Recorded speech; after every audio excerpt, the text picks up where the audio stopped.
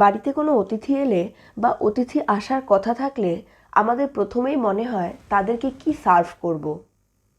রেগুলারকার সিঙ্গারা মিষ্টির বদলে অতিথিদেরকে সার্ভ করুন চিকেন ঝাল কদম। অসাধারণ টেস্টি এই খাবারটি বানাতে সময় লাগবে মাত্র আধ ঘন্টা। আর প্রিপারেশন যদি আগে থেকে করা থাকে তাহলে তো অতিথিরা বুঝতেই পারবে না যে কখন বানালেন আর কখন কি করলেন। তো বন্ধুরা, আমি সঙ্গীতা আর আজকে আপনাদের জন্য এনেছি চিকেন ঝাল কদম বা চিকেন রাইস মোমোর রেসিপিটি নিয়ে। সাধারণ মোমো বানানো একটু সময় সাপেক্ষ ব্যাপার, কিন্তু চিকেন রাইস মোমো খুব অল্প সময়ে বানানো হয়ে যায়। সামান্য স্পাইসি হয় আর খেতে হয় অসাধারণ। বাচ্চা থেকে বয়স্ক সবাই ভীষণ পছন্দ করবে। তো চলুন বন্ধুরা, আমরা দেখে নিই চিকেন রাইস মোমো বা ঝাল কদম বানানোর রেসিপিটি। এখানে 200 গ্রাম বোনলেস চিকেন নিয়ে ভালো করে ধুয়ে পরিষ্কার করে নিয়েছি এবং এর মধ্যে থেকে এক্সট্রা জলটাও টিস্যু পেপারের সাহায্যে ভালো করে চেপে চেপে মুছে নিয়েছি। এইবার এই চিকেনটাকে আমি টক দই দিয়ে ম্যারিনেট করে রাখবো। এতে চিকেনটা খুব ভালো টেন্ডার হয়ে যাবে আর এটা খেতেও হবে ভীষণ টেস্টি। টক দইয়ের সঙ্গে এখানে লবণ বা অন্য কিচ্ছু দেব না, শুধুমাত্র টক দই দিয়ে চিকেনটাকে ঘন্টাখানেকের জন্য ম্যারিনেট করে রেখে দেব। আর আপনার কাছে যদি সময় না থাকে তাহলে ম্যারিনেট না করলেও কিন্তু এটা হবে। চিকেনের সঙ্গে দেওয়ার জন্য এখানে পেঁয়াজ, রসুন, বাঁধাকপি, গাজর, ছোট করে কেটে রাখা ক্যাপসিকাম আর ধনেপাতা নিয়েছি। এই সমস্ত উপকরণগুলোকে একটা হ্যান্ড চপারের মধ্যে নিয়ে আবারও ভালো করে চপড করে নেব, যাতে এগুলো আরও ভালোভাবে মিহি হয়ে যায়। দেখুন, একদম মিহিভাবে চপড হয়ে গেছে। এখানে পেঁয়াজ বা রসুনের পেস্ট ব্যবহার করিনি, কারণ তাহলে জলের পরিমাণটা বেড়ে যাবে।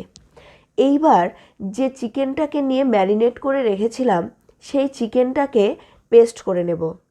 চিকেনটা যেহেতু টক দইয়ের সঙ্গে ম্যারিনেট করা ছিল তাই কিছুটা জল ছেড়ে দেবে। এই জন্য চিকেনটাকে পেস্ট করার সময় ভালোভাবে চিপে নিয়ে তারপর মিক্সিতে পেস্ট করে নেব। এবার পেস্ট করে নেওয়া চিকেনটাকে একটা পরিষ্কার বাটির মধ্যে ঢেলে নেব। এবার এই চিকেনের সঙ্গে দিয়ে দেব চপড করে রাখা সমস্ত সবজিগুলো। এর সঙ্গে দিয়ে দেব স্বাদমতো লবণ, চিনি, ঝালের জন্য শুকনো লঙ্কার গুঁড়ো। আপনারা এখানে কাঁচা লঙ্কা কুচিও ব্যবহার করতে পারেন। এর সঙ্গে দিয়ে দেব 2 টেবিল চামচ ভর্তি করে কর্নস্টার্চ বা কর্নফ্লাওয়ার। কর্নফ্লাওয়ার দিয়ে ভালো করে সবটাকে চটকে চটকে মেখে নেব।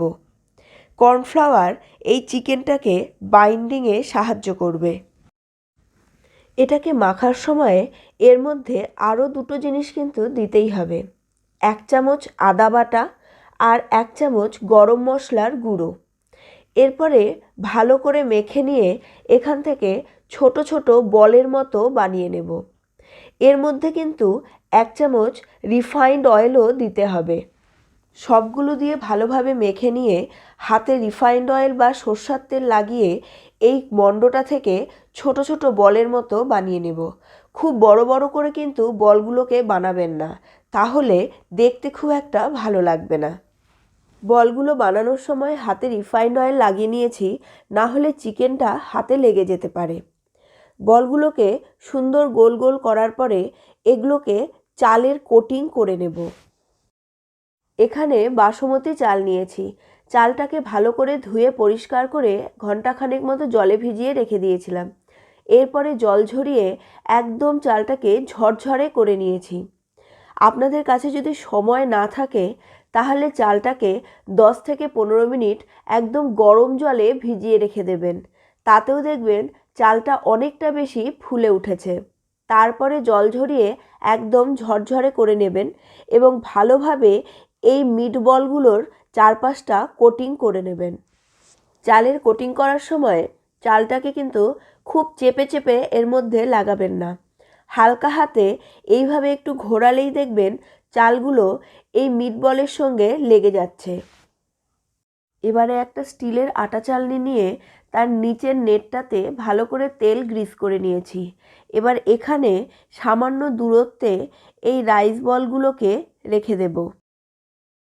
চিকেন রাইস মোমোগুলোর মধ্যে যে চালের কোটিং আছে, এটা স্টিমে দেওয়ার সাথে সাথে চালটা ফুলে উঠবে। এই কারণেই এগুলোকে পরস্পর থেকে সামান্য দূরে রাখতে হবে। এরপরে একটা সসপ্যানের মধ্যে জল গরম করে তার উপরে এই স্টিলের আটা চালনিটাকে ভালো করে সেট করে দেব এবং ওপর থেকে ঢেকে দেব। 15 থেকে 20 মিনিট এটাকে এইভাবে স্টিমে রেখে দেব। আপনাদের কাছে যদি আটা চালনির বদলে স্টিলের ঝাঁঝরি থাকে তাহলেও হবে, আর যদি মোমো স্টিমার থাকে তাহলে তো খুবই ভালো। 10 মিনিট পরে ঢাকনাটা একবার সরিয়ে নেব। দেখুন অলরেডি চালটা ফুলে গিয়ে প্রত্যেকটি রাইস মোমো বেশ বড় বড় আকারের হয়ে গেছে। এবার এর ওপর দিয়ে দেব জাফরান ভেজানো দুধ। এটা অপশনাল।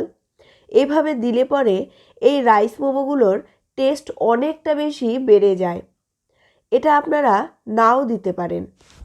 এবার প্রত্যেকটা চিকেন রাইস মোমোর ওপর দিয়ে দেব খুব সামান্য পরিমাণে জাফরান।